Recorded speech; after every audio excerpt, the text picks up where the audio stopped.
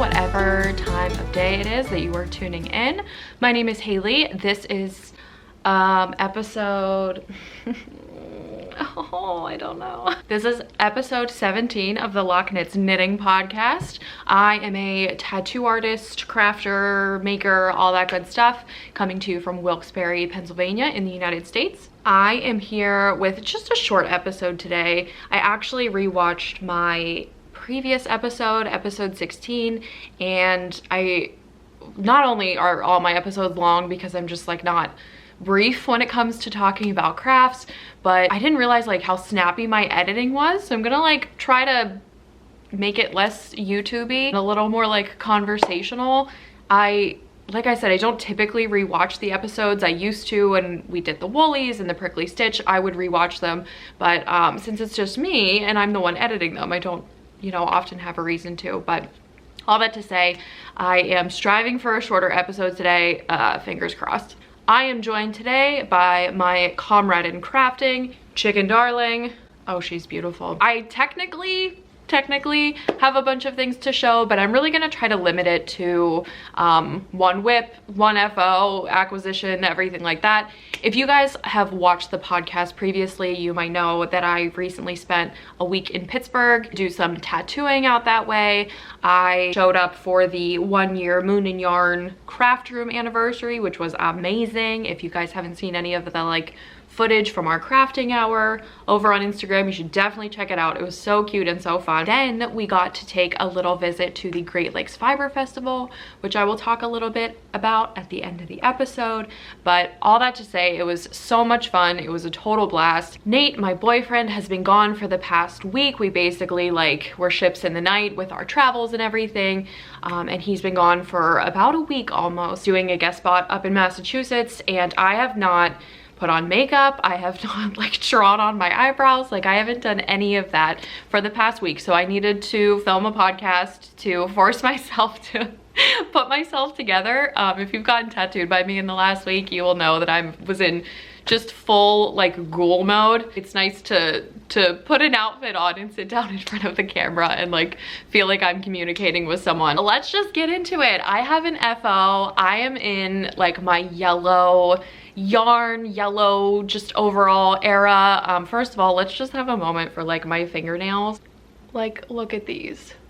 My nail tech, if you are a nail enthusiast or you're just looking for a nail tech in Northeast PA, I will put Liz's information down below. But she had asked me when I went in to get my nails done, what color or theme are you vibing with lately? And I said, yellow, do whatever. And she said, how does tribal French manicure sound? And I said, that sounds amazing. But I've got my yellow nails. I treated myself to a new little summer t-shirt from Target, and I finished my Lakewood Cowl. So this was something I had as just a WIP on the last episode. It is done. I have gotten so much wear out of this. I'm so stoked on it. I'm actually not a cowl person typically. When I think of tube cowl, which we're pretty accustomed to seeing in the knitting and crocheting universe, those don't really appeal to me. I usually have a full face of makeup, and to be honest with you, just yanking it on and off, even this, I've gotten a couple eyeliner, eyebrow kind of stains on it, just on the inside though, because when I pull it up over my head, it kind of but I've gotten a lot of wear out of it. It's super cute. I know it's floppy and I keep fidgeting with it. I've just been letting it live its truth. I will be making more of these in the future. I have a vision of kind of making them for my yarn gals and everything like that, because it's honestly just so stinking cute. So I'm not going to take it off, but you can, let me see if I can adjust here. So you can see from the back, it is continuous. The construction is easy, but also ingenious, if that makes sense. And I haven't made a bandana cowl before, either knit or crocheted, so this was new to me. You basically make a triangle, and then when the triangle is long enough to wrap around your neck and get over your head, you start to work in the round. And there is a knit version of the Lakewood Cowl. I don't remember if I said that on the last episode. So I will put links to both of the patterns in the description box, and everything I talk about in the description box below if you want to go check it out. But I just love it. It's cute. It's a happy little fun thing for me. So this was crocheted. I worked this up in a pretty small gauge, and it was almost entirely based around the yarn that I wanted to use. So this is a cashmere wool nylon blend from Oink Pigments. It is absolutely stunning. I love the color. I love a little bit of like the cashmere blend, you know, close to my face and everything. It's just very like next to skin. So I was kind of sort of on the hunt for a pattern similar to this, and I, like I said, totally found it in this design. I just really like it.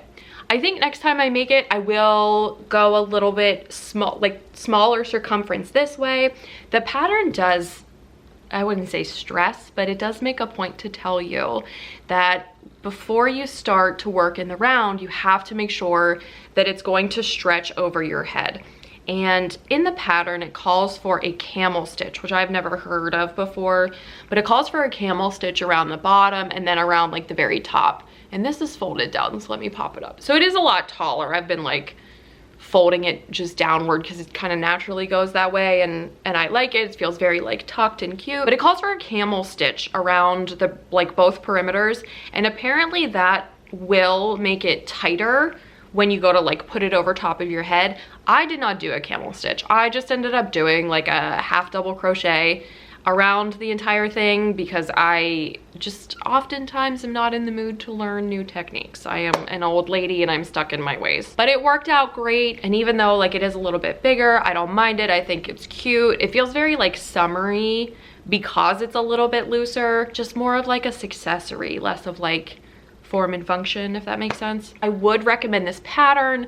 I always forget that I'm a tight crocheter. I used to be like a much tighter knitter, and I've like kind of eased up over the last few years just from working on like many different size gauges and different weights of yarn. Like I don't feel as nervous about making a knitting project as I do with crochet. I'm way more likely to just kind of dive in and sort it out as I go. I'm definitely getting there with crochet. It's been like a slower process because I'm just less learned at it, but I always forget that I'm a tight crocheter. So this is fingering weight yarn, and I used an F hook, which I promptly lost in my living room somewhere, and I've not found it. So I need a new F hook because that's actually my preferred crochet hook size to use with fingering weight yarn. I think it was at some point in the round, I like came downstairs to just jump into this again, and I was like, where's my crochet hook? And Nate was like, I don't know.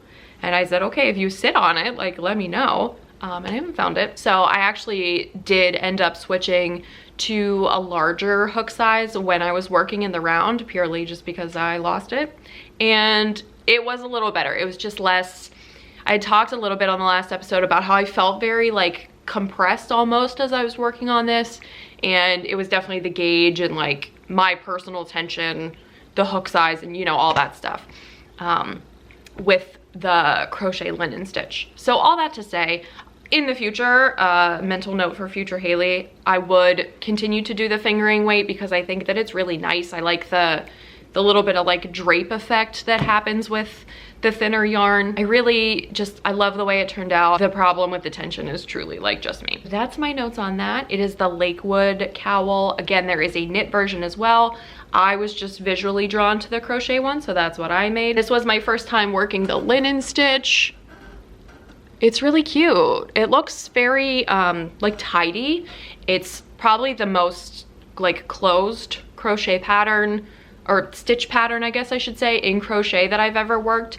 I think when we think of crochet, we're like envisioning a holey garment, like something with a lot of air flowing through it. And this stitch combined with the tension, like gives me just like a really solid piece. Like I totally love it. That's my finished object. It's cute, we love it.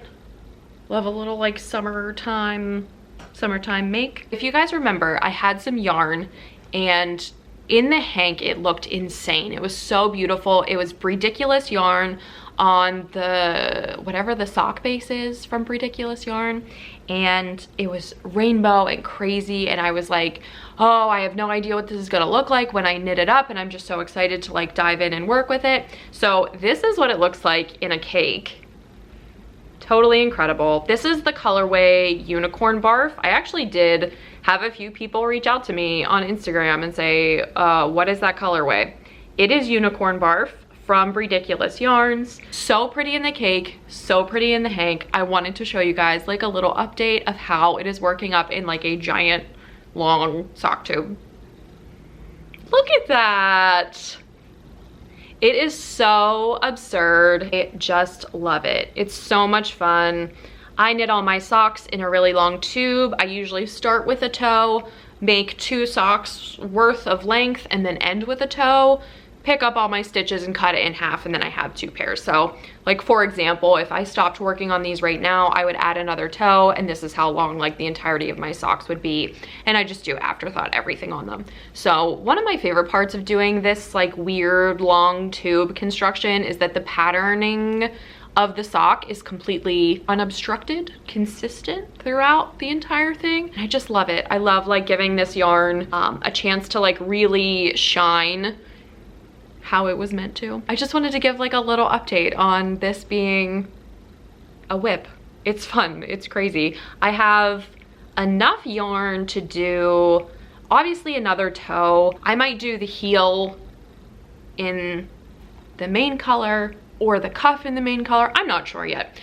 This is also the fun of doing like the fast and loose afterthought everything socks, is that I don't have to give it much thought overall. It's living in a project bag that Sock made me from an old quilt block that she abandoned. It's so sweet. It's kind of my TV knitting. I'm having a conversation, or we're in company knitting. I did just start a new project that is more complicated. I have to like sit down and focus and everything. And again, if you guys watch the podcast, you will know that I am chronically late to the party. With everything from like linen dresses to like what is trendy right now on the Ravelry Hot Right Now page and everything. And I tried to just force myself to like dive in and start something new and fun and funky and fresh. And here it is. I finally started a Ranunculus, like finally, after all these years. This pattern has been out since 2017. It is incredibly easy to adjust fit and everything. You can work with a light fingering weight, you can work up to a worsted weight. It is just very easily customizable, and one of those like pleasantly open gauge oversized garments that it doesn't have to be like so particular. I did not gauge swatch. I am just opting purely off of vibes, which is different for me. I usually do gauge swatch, but this yarn is something that I got at the Moon and Yarn craft room. If you don't know, and I'll talk more about it at the end, about just kind of Brienne's shop, there's some fun new things happening there, but she's having an enormous sale of yarn that she's just had for a little bit, and this was one of them. I have lost the ball band somewhere in my couch. I do know I am gonna find it, and I promise I don't like lose stuff in my couch. This is just, I'm just having a feral week. So this yarn is Liru cotton. I am mixing my metaphors here, and I know this to be true. This will be linked below. But it is a bamboo linen blend. It's really shiny. It's very beautiful. There was one skein of this left and I snagged it. It was on, I think this was 50% off. It was like something crazy like that. And it's just kind of this like honey gold color. Again, I'm operating in this like yellow era, just kind of exploring that. I just love it. I worked with some linen yarn last summer, I think for the first time. I'm pretty sure it was the first time, and I loved it. I loved like the finished object. I like how sturdy it feels, but also like drapey. I'm just like a big fan of linen, and I know it can be a polarizing fiber type. But yeah, so I started the Ranunculus. I'm not going to talk a lot about this pattern because everybody on the planet knows what the Ranunculus is, and I know that. But you can see some of my stitches here are starting to get pretty interesting. We're doing the yoke business. It's cute. I did change the neckline in the sense that I did not understand what the pattern wanted me to do. There's two options. One says for like the wider neckline, which is enormous, to be honest with you. Like all the pattern photos make it look a little crazy and like kind of impractical. Like like this far over, kind of wide neckline, and I was like, oh, I don't want that. So the other option is for the more fitted neckline, they want you to do a tubular cast on. And remember my earlier point about like, I don't always like to learn new skills? Well, I definitely didn't feel like it. So I tried to do what the pattern said. I got frustrated. I had some Miller Lights, you know what I mean? I was just like, I'm not in the mood to do this. So I did my trusty long tail cast on, and I'm here to tell you it worked out just fine. So I did the long tail cast on in my smaller needle size for the ribbing, as I would always do. It worked out fine. I've put this thing over my head. It's like not a big deal. So we'll report back on how it blocks out, but I think it should be fine. It's like not the end of the world. But other than that, I've been following the pattern. It's pretty nice. There's a little variety in terms of like stitches. There's like 2 new stitches that I did end up learning because I needed to, that were really fun, and I'm just enjoying it so far. It's like a fast and loose project. I think this is gonna look great with my black linen dress. Speaking of things I'm always late to the party for. But I just wanted like a flowy kind of open t-shirt. I have a lot of like more fitted summer t-shirts that I've knit, and I'm just looking for some variety, you know? But yeah, I'm happy I snagged this last little skein of yarn from the sale bin. I also wanna show off at the Great Lakes Fiber Festival, Megan, who is Rainbow Kit Kat, it was our first time going to a fiber festival with Megan, or I guess I should say it was Megan's first fiber festival with us, because we are always out here like going to all these crazy shows and everything. And she was so sweet. Megan bought us each a little friend. So I got this little teddy guy. I do have acquisitions, obviously. I'm going to yarn jail. I'm looking at my yarn stash right now. It is feeling very sinful. I'm feeling a little afraid. Megan gave me a bunch of yarn. Brienne gave me a bunch of yarn. I'm not talking about all of it, but I do want to talk about one thing that I got from the Great Lakes Fiber Festival, and then some stuff I got from the Moon and Yarn Craft Room. We're gonna keep it brief. We are gearing up. Today is June 4th.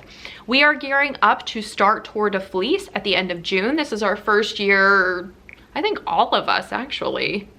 I'm pretty sure it's all of our first times participating in Tour de Fleece, which is the spinning adventure. It's like not that real. It's just like a fun little phenomenon that we all participate in. During the Tour de France, while the people are cycling, the idea is that like you spin yarn and then measure the yardage and just kind of like reconvene at the end of the whole thing and like see how much your team, like your gaggle of friends, spun in that time. It's cute. It's like low-key, you know what I mean? It's been really motivating to get me back into spinning. I recently moved in with Nate in November, so I guess it's not that recent. I'm sure you guys know that like the spinning wheel, if you are a spinner, there's like a certain choreography that you have to work out in your home where like, where does my spinning wheel live? It's kind of big.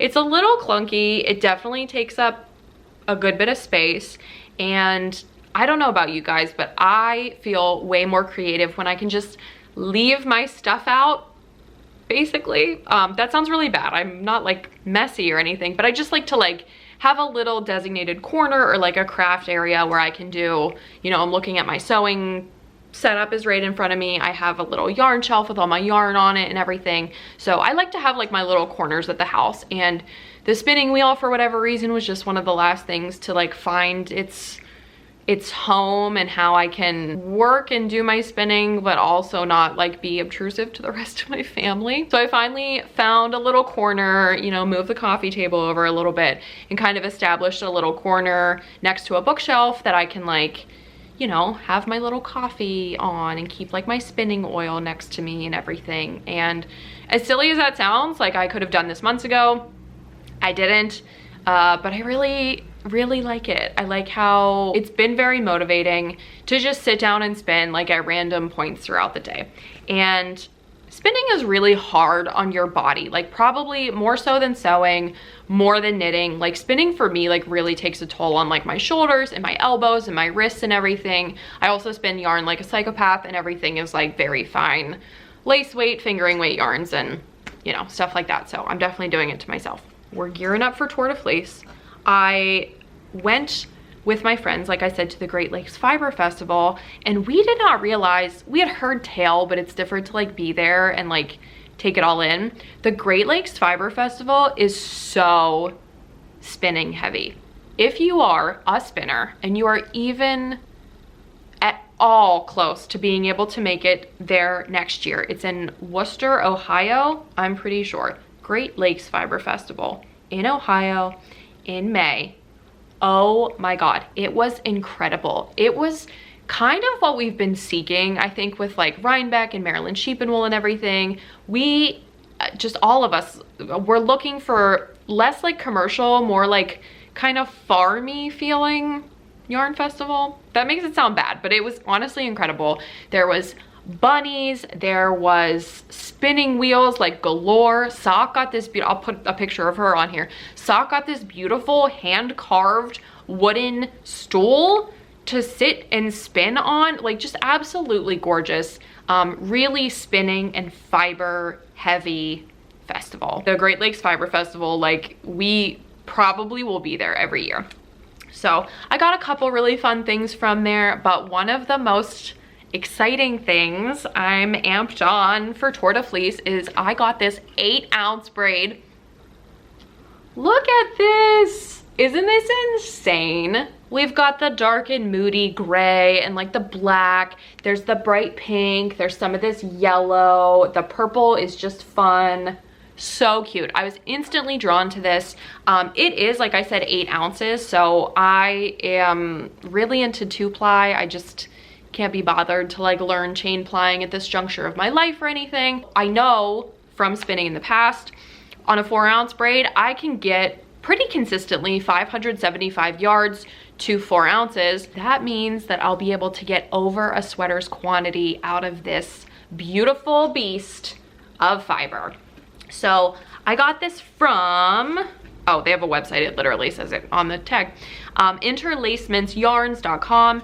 They did some really creative dyeing, like very like wacky and fun, but not like impractical. I don't know how to describe what I'm trying to say.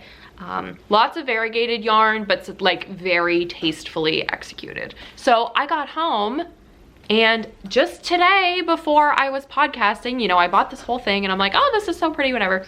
I got home, I had no idea. The colorway is called Road Trip to Pittsburgh. Ah, isn't that cute? Also, they spelled Pittsburgh wrong. That's adorable. It was just totally meant to be. I am so excited to spin this. I am, like I said, gonna do a 2-ply. I would love to make a sweater out of this. I picture like a love note sans lace. I really like a circular yoke sweater, just kind of oversized, kind of not, kind of cropped. I'm so excited about this. This is so fun. I can't wait. I won a t-shirt in the raffle. That was awesome. So I got a cute little like embroidered Great Lakes Fiber Festival shirt. I ate some French fries that were like the size of my skull with like pulled pork on them and like cheese, and it was very like American style food, and I not so secretly love that. A few days before we had done the Great Lakes Fiber Festival, I had been kicking around the Moon and Yarn craft room all week, just sort of like showing up and lurking before work and everything. And I did some serious damage at the Moon and Yarn craft room. One of the most exciting things I got from the Moon and Yarn craft room is, these are new to me. I'm sure they're not new to anyone else, but I'm trying to be, you know, more finger on the pulse and everything. I got the Pacific Knit Co. doodle cards. Look at these. So if you are like me and you have no idea what these are like legit, almost like trading cards, kind of. And each pack is a different theme, and they have these designs and more in colorwork charts so that you can like mix and match and like make your little, it's called like doodle cowls or doodle colorwork. This would be super easy to implement into the Strange Brew pattern. There's a schematic in here in all of the card sets for doing like a long tube cowl or like a straight up and down, like pull the cowl over your head kind of cowl.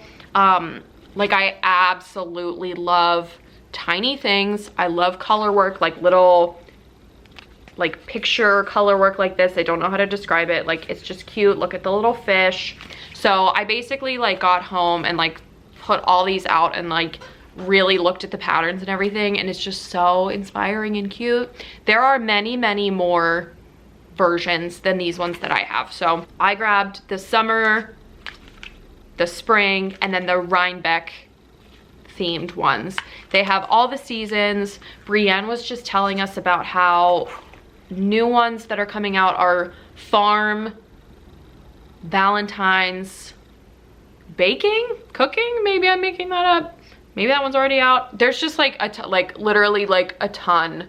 They're so cute. Sock and I are trying to strategically like collect the opposite ones from one another so that we can like kind of exchange and like use them as a group. I'm just really excited about these. This might change my mind about like the tube cowl thing, because I'm just like envisioning a really beautiful, enormous tube of like all these crazy designs and everything. And you guys know like I'm a huge fan of mini skeins. Perfect mini skein knitting.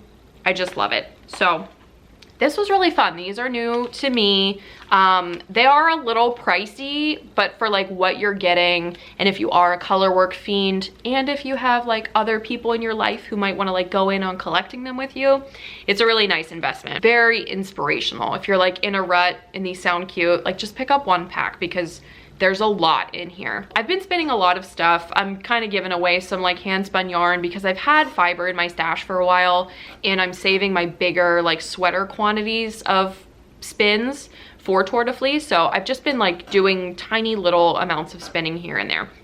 One of the ones that I wanted to show here on the podcast today is something very special. So my best friend Sock recently, no, I keep saying recently, I do not mean recently, in the last year, got her first fleece. It actually was over a year ago now that I'm thinking about it, at Maryland Sheep and Wool. She made like a mad dash down there. No one else could go last year for whatever reason. And she had driven down because she really wanted a fleece to like prep and clean and like do from like start to finish. Mark my words, I'm telling you guys right now, I'm never getting into like fleece preparation because it just seems like brutal, and you need like a lot of like outdoor space, and I'm very impressed with it is my whole point in saying this, because it's a lot of work. It's a lot of like day after day like planning and things like that. So Sock had given me a little boobie, like a little bag of this fleece that she had gotten, and now that I'm saying it, I have no idea what kind of fleece it is. I am not really good at like sheep breeds or anything like that. I'm a total like historically like superwash merino kind of gal, whatever. She's really into those like sheep breeds and learning more about like the different wool types and everything. So I spun some portions that she had given me. I think this is showing up really well. This yarn is like so interesting. Look at that. That is just cool. So it's a 2-ply.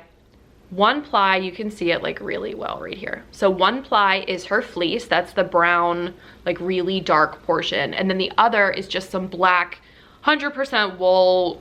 I think it was in a bat. I'm pretty sure it was in a bat that I gotten from a fiber festival at some point, just as kind of like a practical spin, because I know I do a lot of 2-ply and everything. So I was like, oh, I should get some black fiber to just have as like a second ply. So I spun it with like one ply of the fleece that she'd given me, and the other ply, this is not gonna focus now, and the other ply of this like black, and it came out with this really amazing moody, like dark, very rich chocolate yarn. This is beautiful.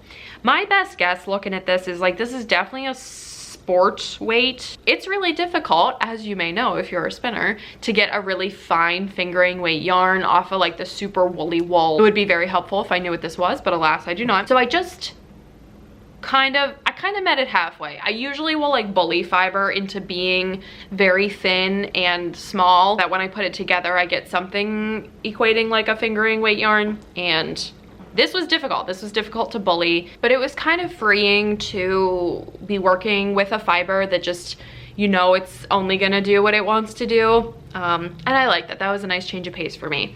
And I'm just very like proud of how much work and like time and effort Sock is putting into you know, preparing this fleece and making sure it's like spinnable and everything, and it's just, it feels very special.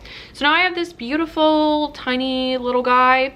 This could be really like excellent color work. It could be a really fun and funky bandana. I am not quite sure what his life has in store for us just yet, but yeah, I like him, he's cute. That's all I have today. This is, like I said, it was a total attempt to like keep it short and sweet.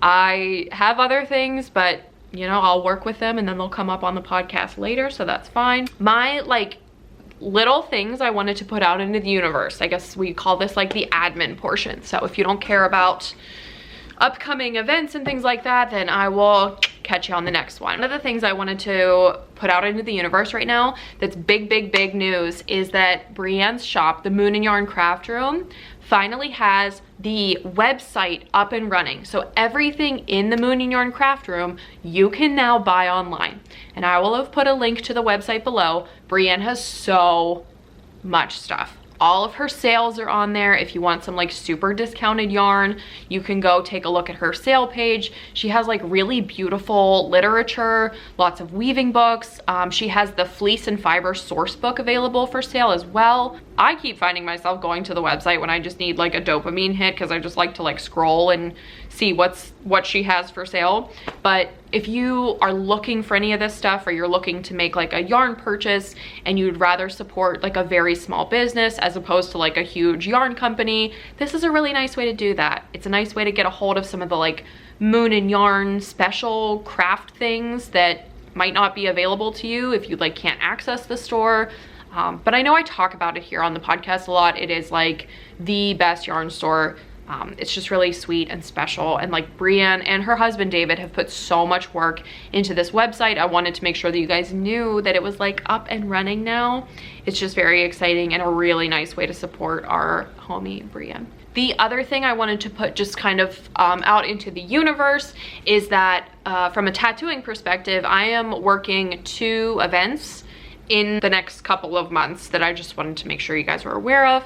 The first is that I will be at the Keystone State Tattoo Expo. That is the tattoo convention in Altoona in the center of Pennsylvania. So if you are someone who's around that area, or it would be more feasible for you to get to Altoona than to Northeast PA, where I normally work all the time, send me an email. I am booking for that. So if you want to get tattooed in Altoona, it is the first weekend in August. Also on the tattoo front, I am going to be working the Hocus Pocus Tattoo Festival in York, PA. That one is like a smaller tattoo convention. It's almost exclusively female tattoo artists, I think. Halloween themed. The marketing is very cute. I will put like a little picture of it on the screen.